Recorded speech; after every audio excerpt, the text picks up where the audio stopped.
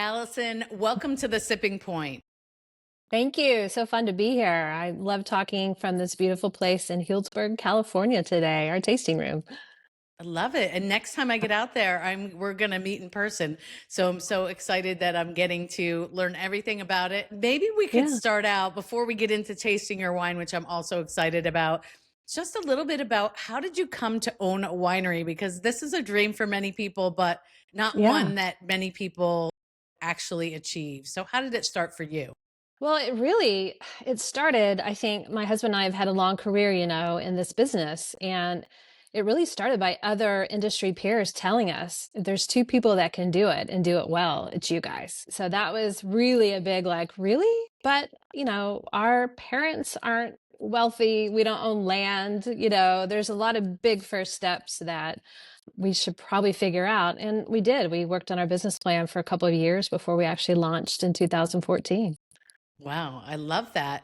And I Yeah, think I heard that there may be a little Kickstarter in your past. So you kind of absolutely. built this with a lot of support from the wine lover side. We did, and both Eric and we've a longtime fans and friends of a lot of family winemakers and winemakers around the world that continue to work with families that farm grapes. So I felt really our Kickstarter campaign, we were approved. I think we were the first winery to ever be approved on Kickstarter in 2014.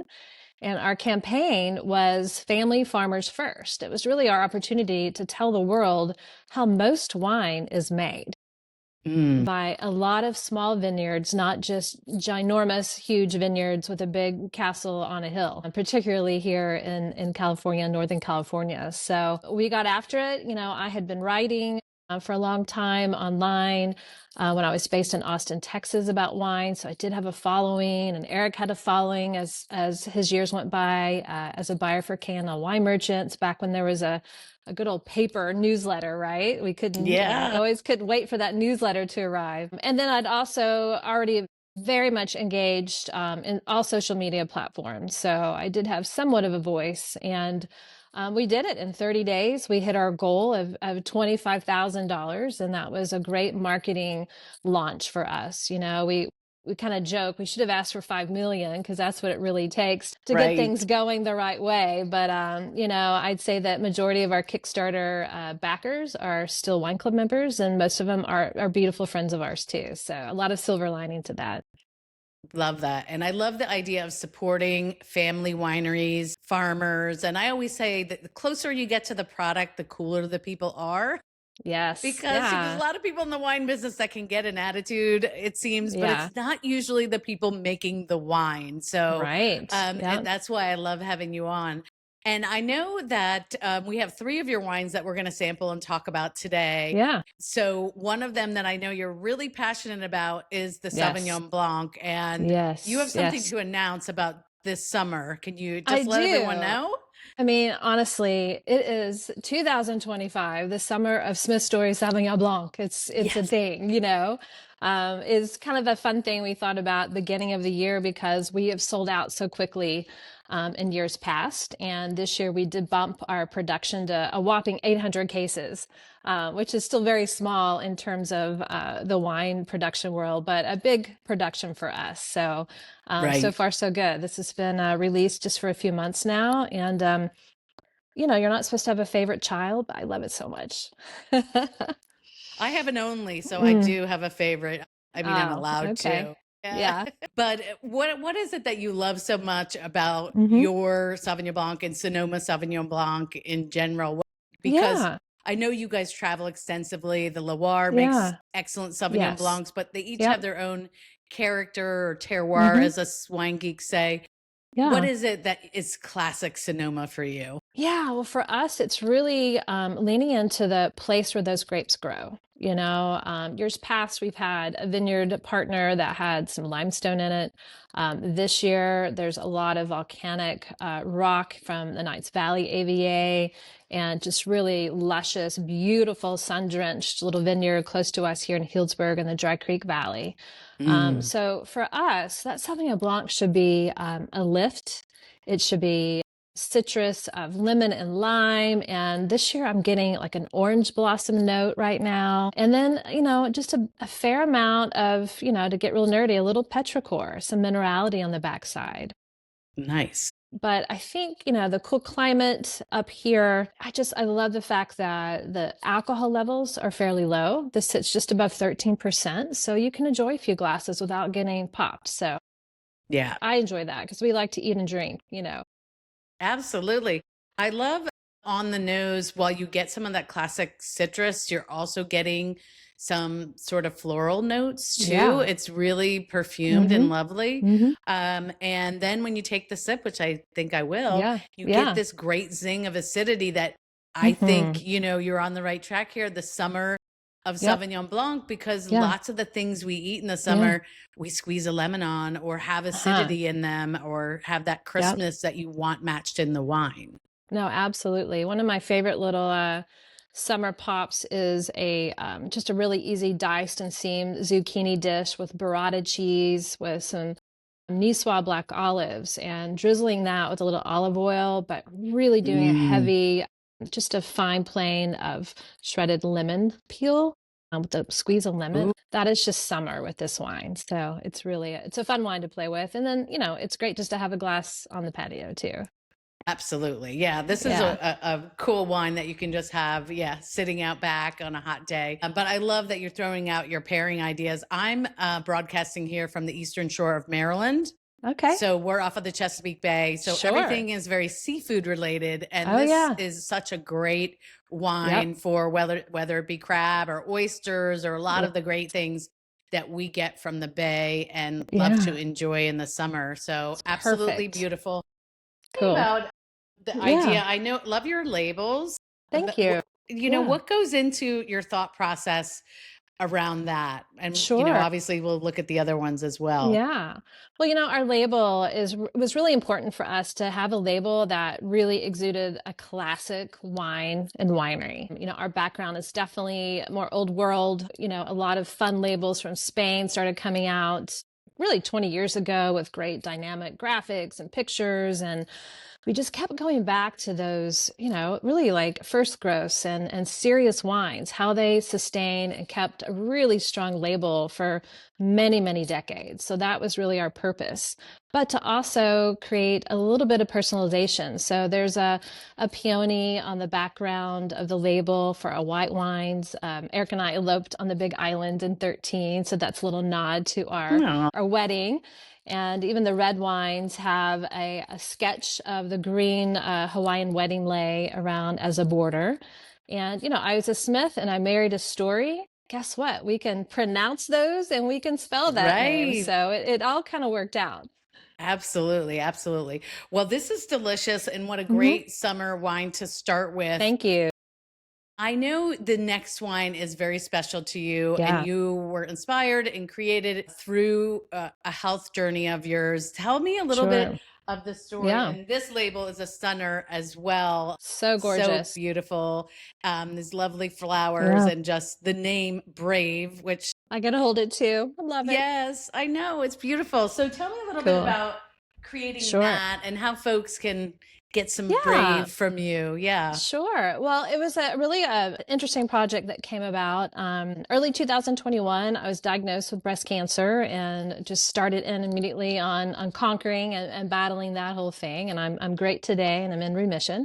Great. But at one point in all the craziness going on, as we were planning for harvest, my husband suggested, hey, if you want to, maybe focus on one wine just to keep your mind focused on something that could be yours, let's do that. So we had to move where we were based in the Anderson Valley in 2021 to this beautiful spot in Healdsburg.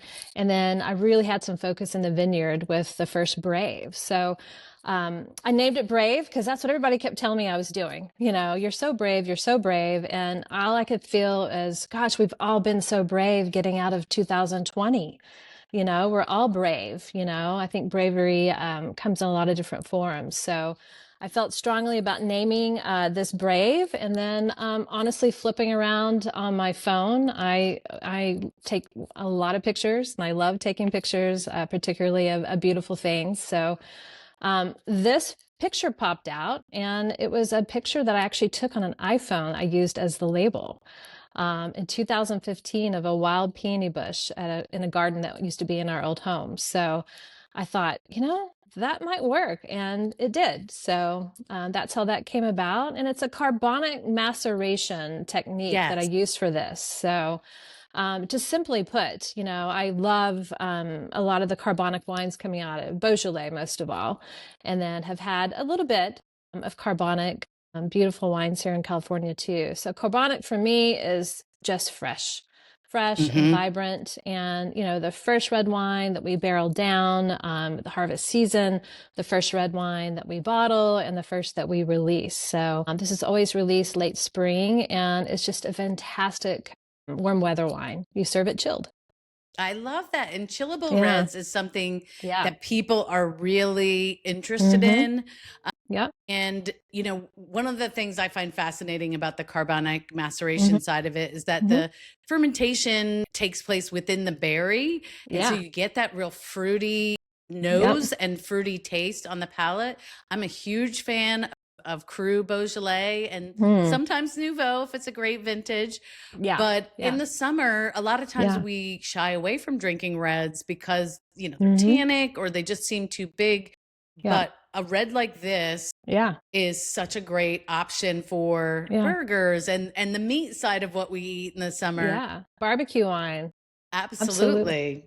And and about 5 days into fermentation, all the grapes go fully in, not destem. The whole clusters go into the tank. A lid goes on the tank. And then about 5 days in, we lift the lid and then do a little foot treading, just to, crush some of those berries even more. But just when that lid lifts and we step out just a little bit, the aromas they're so pretty. It's almost like every time I smell this wine, it puts me right back into the cellar, into that moment. Oh, It's that's really wonderful. nice. Yeah, Yeah. memories and Yeah. smell are so closely Yes. related. So I know people can go to SmithStoryWines.com and order Yeah. all of your wines, but the Yeah. Domaine de Brave wines have a Yep. special Yeah. place where people can go and not only get the wine, but they can get gift Yeah. baskets for maybe someone that Yeah. is recovering from something or that they just want Sure. to brighten their Yeah. day. Yeah, it was a really cool thing that happened. I knew that I wanted to do more with just the Brave label. And what was that? And a lot of times during my own treatment, I had received so many wonderful gifts from people. And some of the times I'm like, oh, they didn't know what to get me. And I don't need anything. I'm a grown woman. I don't need anything, but I thought, somebody needs to be curating things that maybe would be really well received for a wellness gift or a celebration gift. So it wasn't until this past December I was treated to go see Taylor Swift, her Eras tour in Vancouver. And on my way out of that concert, I was given a bracelet. And of all things, the very last bracelet that was traded with me said the word brave on it. And it was a kismet moment and just a sign of you got to take this forward and make this bigger and share your story. So Domain de Brave really came out of that. And then the gift boxes are just really fun. So They're right now, gorgeous. I saw them on the thank site you. and Thank yeah, you. they're really well I've got curated. a little 2 box here, a Oh, two bottle. nice. And yes, Yeah. you can And get them with 1 bottle of wine, 2 bottles of wine, or without wine yeah. if Yeah. your person is a non-drinker or can't drink at that Yeah. time. But Yeah. what a great idea. Yes. And you Thank kind you. of, know Mm-hmm. what people are looking for in that moment. Yep. And you're right, we don't need a Yep. lot more stuff Yep. typically, Yep. most of us at our age. So Yeah. just really something that kind of brightens your day is such a Yeah. wonderful idea. It's just, I want people to feel good, and that box is full of surprises and joy and just a real purposeful gifting opportunity. And everything is handmade, whether it comes from a local artisan here in Northern California. Right now, we've got a featured Aloha gift box. It's all things handmade from the Big Island, a little bit from Maui. So we're having some fun. Oh, Absolutely. that's great. That's Yeah. awesome. And obviously people can visit you at your tasting Yeah. room downtown Healdsburg, Yep. Yep. which is such a fabulous town where you can Yeah. just walk around and hit so many Mhm. different tasting rooms. Yeah. I really, every time I've visited, I've really appreciated that. You don't have to keep getting in the car and driving Right. somewhere else, Right. and great restaurants. And Yeah. so fabulous. Awesome. I'm going to be visiting next time I'm out there. Well, it's really it's special, you know. We're on West Side Road, and you know, to think about the very first time I visited Hillsburg, I was with a roommate in San Francisco who needed to pick up a wine club from Sagazio, and I'm like, first of all, what's a wine club? And second of all, what's Hillsburg? And I remember taking a left on River Road, and we went all the way down and made a right in the middle of the Russian River and followed West Side Road all the way to downtown Healdsburg. And now that we have an address here, is pretty wild, you know, it's really cool. It is. It's a special place. A special Yeah. place. Well, I absolutely Yeah. love this. Maybe Thank you. we should be calling this the, you know, the red of The summer. Yeah. The No, I summer get it. chillable red. Yes, I mean, yes. absolutely. I love it. All right. Perfect. And you guys travel before we get to our Pinot Noir you guys travel extensively. I know on your website, you had listed all the different wine regions. Is there one that you guys feel like most, like Piedmont, Italy is one of the places in the world that I Yes. love the absolute Yeah. most, and just feel so connected to the people there? Is there Right. one place Yeah. that you guys feel is your place outside of Sonoma? You know, I think Eric would probably say Germany. That's where he learned how to make wine in the Rheingau region. You know, I feel like my place, I've got a snippet of love for everywhere I visited, quite honestly. The creativity I get, just the, I don't know, the feeling I get when I'm in Spain is not comparable to when I'm visiting France, and I'm so enthralled with history there.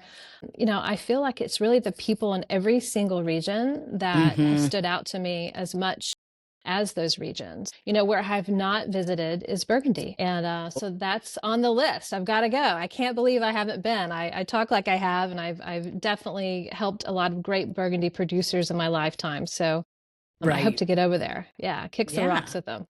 There you go. Yeah. And do you guys, I know you've talked about this before, I'm sure, but working with your spouse, I have done, my husband's a chef. I've done events with him, but we don't work together on a daily basis. So, you know, what is that like? Do you guys like just have your own lanes and, you know, stay in your lane kind of thing? Or how does it work? Well, good thing we enjoy the same type of wine. So there's one. True, true. You know, I think our goal for the winery is to be able to grow enough to have a few people in between us at some point. That's for sure. You know, it's not for the thin skin, that I know. You know, we got engaged in 12, married in 13, launched the winery in 14, and there's been a lot of world events going on the last 10 years.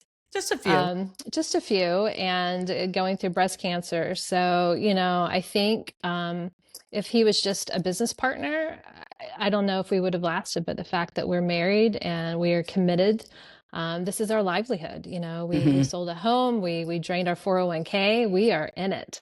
And probably the best thing about working with your husband is just sharing all the success and the good parts of the business. And remembering that, you know, this year we made a pact. We've almost stuck to it, just to have a date night a week. And that kind of sounds silly and simple, but it's really a necessity, I think, when you work with your spouse 7 days a week. So I think tonight we're going to catch a movie. You know, we've seen maybe 2 whole movies in a theater in the last 6 years or so. So we're going to do it. Right. That's awesome. Yeah. And just owning your own business in general. Yeah. Someone told me, as I have my own as well, that it's the most expensive exploration and personal development you will ever encounter. Because, isn't that the truth? Yes, there's so much to learn, and really just have that resilience, because there are so many ups and downs and different things that go on.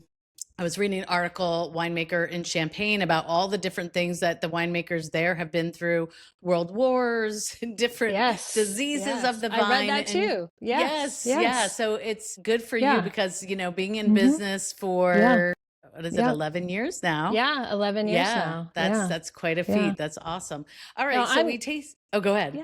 No, I was saying, I read that article too, and I was so glad, because it really allowed me to take a breath. You know, this is another moment. There's always going to be challenges, you know. Right. And we are so young in the scheme of wine history. So that's absolutely. True. Yeah. That's true. All right, we're going to taste your Pinot Noir Yeah. in a second, but I ask Okay. this question of a lot of the Yeah. people that come on the show because there are so many myths out there about wine that Mm-hmm. consumers seem to Mm-hmm. keep believing. I Yep. just always want to know what's one that you would like to Hmm. dispel that's Yeah. just absolutely not true. Oh, where do I start? I think one is simply white wine can go with red meat, you know? Love that. Yes, it's white wine is very, versatile, and it's got, if a white wine has a lot of good acid, it's going to be fabulous with all things. That's one.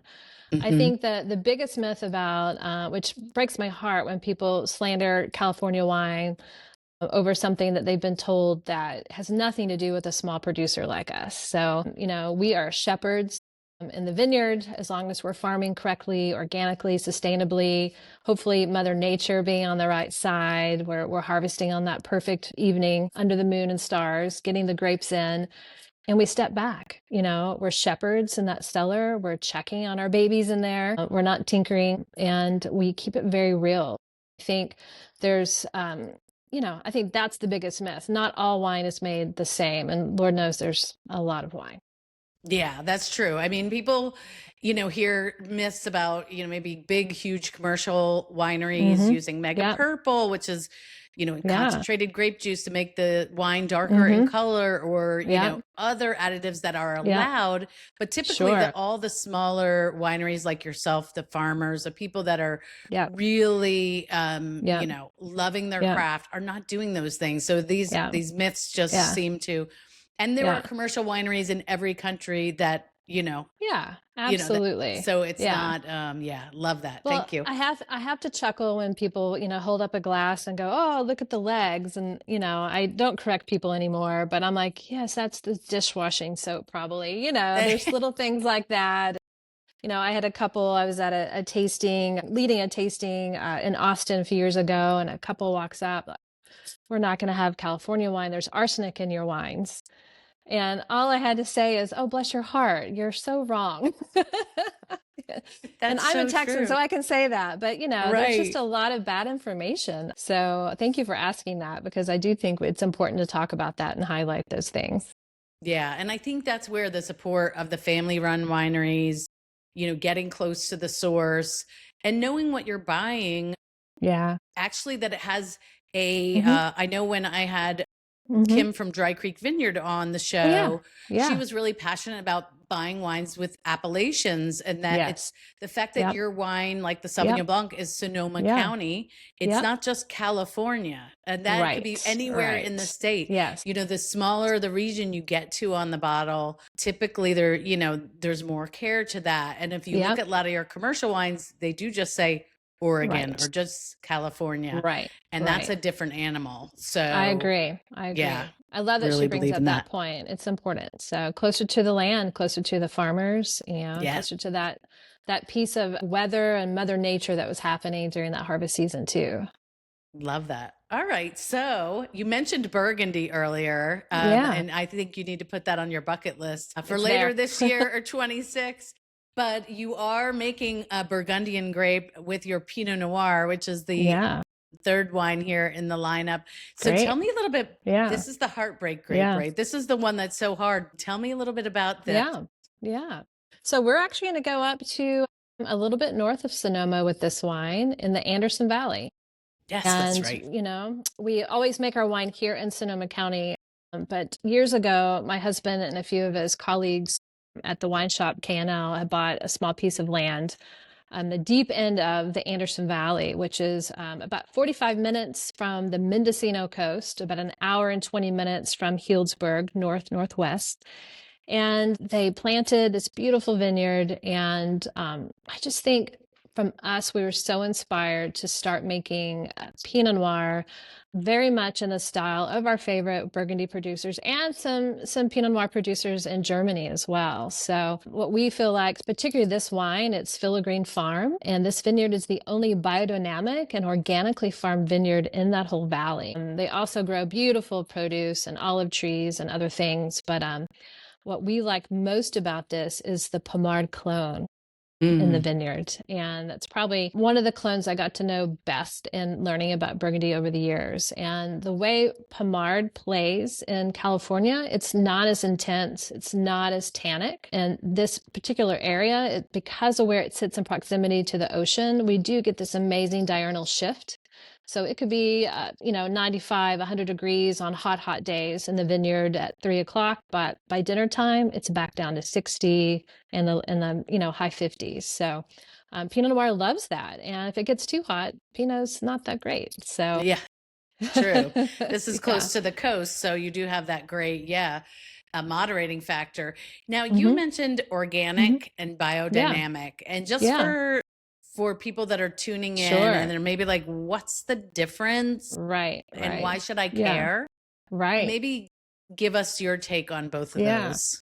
Well, in a short snippet, I feel like this biodynamic way of farming, it's just an extra layer of really taking care of the land as Mother Nature's instructing that farmer to do. And there's some controversy whether it makes sense or not, but whatever, it's not a bad thing. There's no pesticides, there's nothing man-made going into that land or on the vines.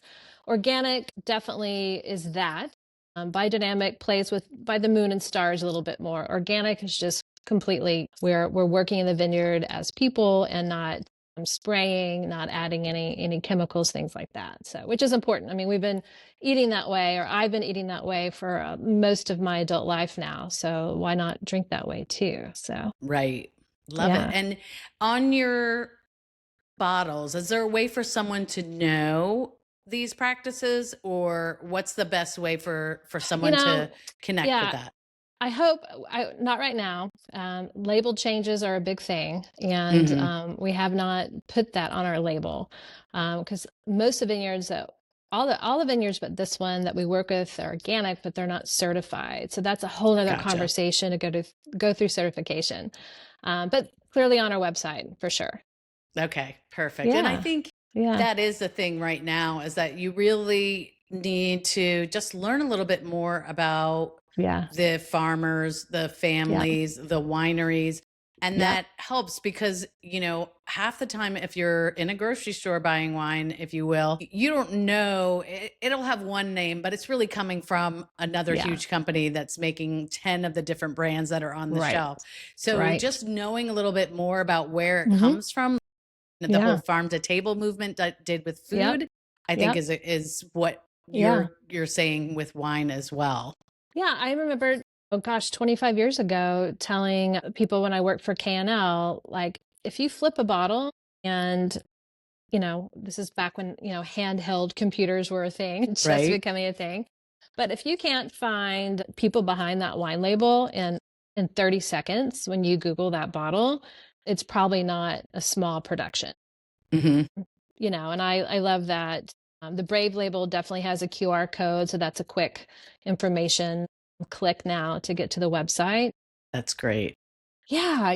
But I think truly, the wines do the talking, and I think that somebody that hasn't focused on maybe buying organic wine or small production wine, these are life-changing wines. We even get a lot of younger people that come visit us, and maybe they've just been introduced to more of the natural winemaking because that's the wine bar in their neighborhood, and they literally go silent when they taste our wine. Like, oh my gosh, these are gorgeous. These are so pretty. So, we love it. Yeah. In Piedmont, the Italians will say it's a meditation wine. Oh, yeah. Because it's that life-changing. It's that amazing. And some wines, they'll say, are so good that you just want to have a glass, all by itself and just meditate. Food or not, my favorite pairing, probably with every wine that we've opened, is just a comfortable chair, and to up that game, give me a view. That's all you need with a really good wine. So love that. Yeah. Great. Well, this has been so amazing. If folks want to find out more about your wines, visit you in Healdsburg, what's the best way for them to connect with you? Yeah, just find us on SmithStoryWines.com. We're definitely on the socials. Instagram is probably our main daily storytelling platform, which has been great. Yes. But yeah, come see us. So best way to support is find us on our website. We probably sell most of our wine through our website and our wine club these days. Allison, thank you so much for joining us, sharing these 3 wines. I'm going to spread the word that it is the summer of Sauvignon Blanc. Cool. Specifically the Smith Story Sauvignon Blanc. Well, thanks, Laurie. It's been a pleasure. Hope to see you soon in Healdsburg. Cheers.